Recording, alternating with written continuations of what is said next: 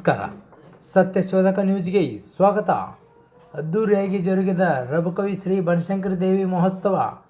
ಬಾಗಲಕೋಟೆ ಜಿಲ್ಲೆಯ ರಬಕವಿಬೆಟ್ಟ ತಾಲೂಕಿನ ರಬಕವಿ ನಗರದ ಆರಾಧ್ಯ ದೇವಿ ಶ್ರೀ ಬನಶಂಕರಿ ದೇವಿ ಜಾತ್ರಾ ಮಹೋತ್ಸವವನ್ನು ಪ್ರತಿ ವರ್ಷ ಭಾರತ ಹುಣ್ಣಿಮೆಯ ನಿಮಿತ್ತವಾಗಿ ನಡೆಯುವ 9 ದಿನದ ಧಾರ್ಮಿಕ ಸಭೆ ಮತ್ತು ದೇವಿ ಪುರಾಣ ನಡೆಯುತ್ತದೆ ಮತ್ತು 9ನೇ ದಿನದಂದು ರವಿವಾರ ದಿವಸ 1/2/2026 ಬೆಳಗ್ಗೆ 6 ಗಂಟೆಗೆ ವಿಧಿವಿಧಾನ ಪ್ರಕಾರ ದೇವಿಗೆ ವಿಶೇಷ ಪೂಜೆ, ಅಲಂಕಾರ, ಅಭಿಷೇಕ, ಹೂವಿನಿಂದ ಅಲಂಕರಿಸುತ್ತದೆ ಮತ್ತು ಹೋಮ, ಹವನ, ಮುತ್ತೈದರಿಗೆ ಉಡಿ ತುಂಬುವ ಕಾರ್ಯಕ್ರಮ. ನಂತರ ಪ್ರವಚನ ಮಂಗಲ ಕಾರ್ಯಕ್ರಮಕ್ಕೆ ಪರಮ ಪೂಜ್ಯ ಶ್ರೀ ಗುರುಸಿದ್ದೇಶ್ವರ ಮಹಾಸ್ವಾಮಿಗಳು ಮತ್ತು ಶ್ರೀ ಮಾರುತಿ ಶರಣರು ಕಂಕಣವಾಡಿ ಕಾರ್ಯಕ್ರಮ ನಡೆಸಿದರು. ತದನಂತರ ಪಾಲ್ಕಿ ಸೇವಾ ನಂತರ ಭಕ್ತರು ಮಹಾಪ್ರಸಾದ ನಿರ್ವಹಿಸಿದರು. ರಬಕವಿಬೆಟ್ಟ ನಗರದ ಪ್ರಮುಖ ಹಿರಿಯರು, ಯುವಕರು, ಭಕ್ತರು ದೇವಿಯ ಆಶೀರ್ವಾದ ಪಡೆದರು ಎಂದು ರಬಕವಿ ಶ್ರೀ ಬನಶಂಕರಿ ದೇವಿ ಮಂಡಳಿ ತಿಳಿಸಿದರು. ವರದಿ ಪ್ರಕಾಶ್ ಶಿರೋಳ್, ರಬಕವಿಬೆಟ್ಟ.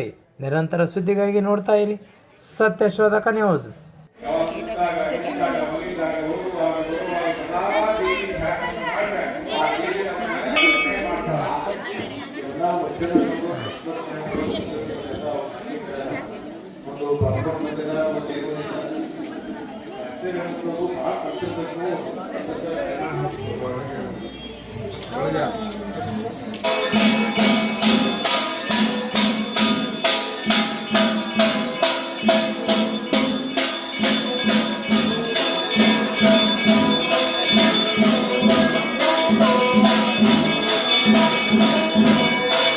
ಶೋಭಿಸುತ್ತಿರುವ ಯೋಗಿ ಶ್ರೇಷ್ಠನಾದ ಆ ಯಾವ ಪಟ್ಟಣವು ಯೋಗಿಗಳೇ ಸದಾ ಯೋಗ ಸ್ವರೂಪ ಕೊಡುವ ರಾಜಯೋಗಕ್ಕೆ ಒಡೆಯನಾಗಿ ಶ್ರೇಷ್ಠ ಸದಾನಂದ ಗುರುವರ ರಾಜಯೋಗ ಅರಿವಿನಿಂದ ಮಧ್ಯ ಒಳಗಡೆಗೆ 3 ಲಕ್ಷ ಸ್ವರೂಪಿಗಳ ಮನಸ್ಸು ವೃತ್ತಿಸುವ ಸ್ಥಿರವಾಗಿ ನಿಲ್ಲಿಸುವ ರಾಜ್ಯ ಬೇಕು.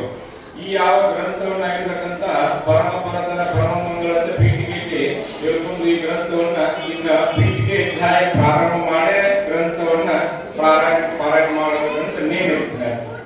ಈ ಯಾವ ಗ್ರಂಥವನ್ನು ಯಾರು ಓದ್ತಾರೋ ಅವ್ರು ಯಾವಾಗ ಹೋಗುತ್ತಂದ್ರೆ ಪ್ರತಿ ಮಂಗಳವಾರ ಆಗಿರ್ತದೆ, ಶುಕ್ರವಾರ ಆಗಿರ್ತದೆ, ಹುಣ್ಣಿಮೆ ಆಗ್ಬೇಕಂದ್ರೆ ಅಮಾವಾಸ್ಯೆ ಆಗ್ಬೇಕಂದ್ರೆ ನವರಾತ್ರಿ 9 ದಿನ ಭಯಭಕ್ತಿಯಿಂದ ಯಾರು ಓದ್ತಾರೋ ಕೇಳ್ತಾರೋ ಅವರಿಗೆ ಧರ್ಮ, ಅರ್ಥ, ಕಾಮ, ಮೋಕ್ಷ ಇರತಕ್ಕಂಥ ಸಿದ್ಧಿಗಳು ಪ್ರಾಪ್ತವಾಗುತ್ತವೆ ಅಂತ ದೇವಿ ಮಹಾತ್ಮೆಯ